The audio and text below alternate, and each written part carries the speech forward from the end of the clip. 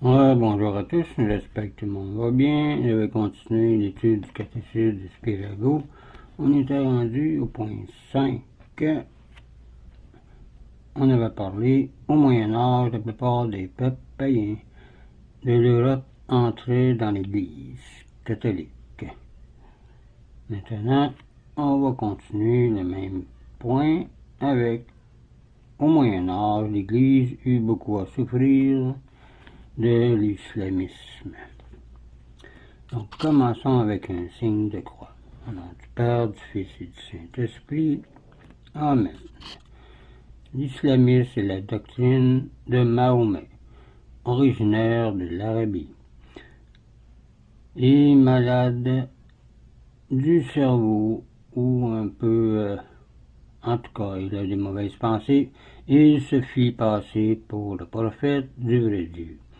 Promit un paradis voluptueux après la mort, permit la polygamie, prescrivit le pèlerinage de la Mecque en l'honneur d'une pierre noire qui y est conservée, enseigna le fatalisme, c'est-à-dire la soumission à un destin aveugle, et recommanda la diffusion par le fer et le feu et le combat de sa doctrine qui est consignée dans le Coran.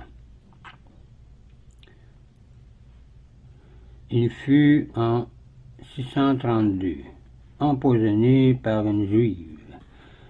Les Mahométans observent le vendredi et prient 5 fois par jour tournés vers la Mecque. Les successeurs de Mahomet, les califes, c'est-à-dire vicaires, entreprirent de grandes conquêtes qui anéantirent la civilisation chrétienne. Ils soumirent une grande partie de l'Asie, le nord de l'Afrique, l'Espagne et les îles de la Méditerranée. Charles Martel mit fin au progrès de leur invasion en France par une série de victoires. C'est-à-dire, il s'est arrivé en 732 jusqu'en 738. Leur invasion dans l'Ouest se brisèrent devant l'héroïque résistance de Vienne en 1683. Au Moyen-Âge, l'Église perdit beaucoup de membres par le schisme grec. Les causes de ce schisme se trouvent dans la tendance des empereurs d'Orient à rendre de plus en plus indépendants de Rome les patriarches de Constantinople, dont plusieurs avaient déjà été condamnés par les conciles pour cause d'hérésie. Finalement, l'ambitieux patriarche Photius, blessé par une condamnation papale, réunit un concile d'évêques orientaux et se sépara de Rome en 867. Le nouvel empereur rebâtit la relation avec le pape, mais 200 ans plus tard, le patriarche Michel C. Ruller commença le même conflit en 1054 et le schisme provoqué par lui dure encore. Malheureusement, aujourd'hui, les Grecs schismatiques se nomment orthodoxes vrais croyants. Nous les appelons orientaux ou grecs non unis, par opposition aux Grecs en communion avec Rome, que nous nommons Grecs unis. Nous aborderons le point 6 maintenant. Dans les temps modernes, beaucoup de peuplades du Nouveau Monde se convertirent. Les navigateurs espagnols et portugais découvrirent des régions inconnues. Les missionnaires les suivirent pour y prêcher l'Évangile. Le plus célèbre d'entre eux fut saint François Xavier, l'apôtre des Indes, qui avec une clochette à la main, parcourait les villes de l'Inde, des îles Moloch, du Japon pour convoquer ses auditeurs. Doué du don des langues, il baptisa près de 2 millions d'infidèles. Voir 3 décembre 1552 que c'est arrivé. Après sa mort, les Jésuites, entre autres les pères Ricci et Charles, travaillèrent avec succès en Chine, ou par leur connaissance en astronomie, en mécanique, etc. Ils s'étaient acquis la faveur des grands empires. En Chine, le christianisme fait de nouveaux progrès depuis que la liberté lui a été garantie par les traités de 1845. Saint-Pierre Claver, en 1654, aussi, fut un missionnaire illustre. Il exerça son ministère parmi les nègres ou les noirs des provinces septentrionales de l'Amérique du Sud, colonie.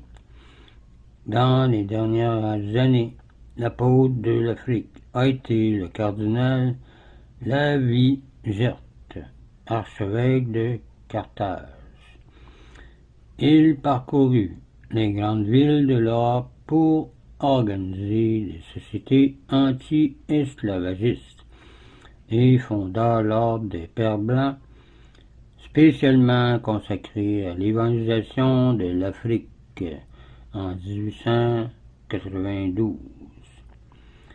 À Rome se trouve l'établissement de la propagande fondée en 1622, où des jeunes gens de toutes les nations sont formés pour les missions,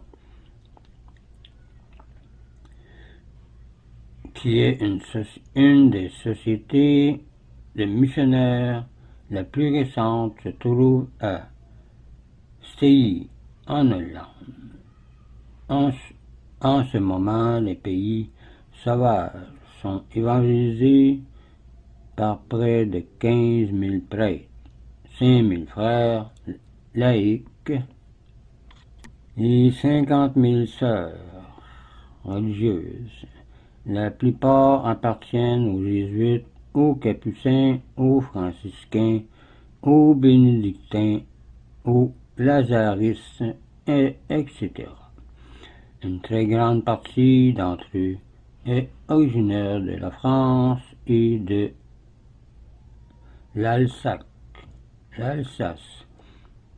Ces missions sont entretenues principalement par l'œuvre de la propagande de la foi et de la Sainte Enfance. Voir la conclusion de la 3e partie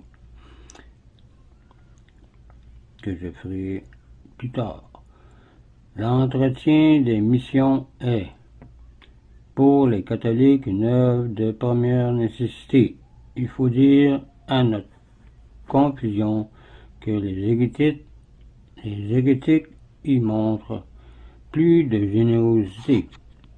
Dans les temps modernes, l'Église a perdu beaucoup de membres par l'hérésie luthérienne et anglicane. Martin Luther, d'abord moine augustin et professeur à l'université de Wittenberg, était animé de sentiments de dépit contre Rome, parce que dans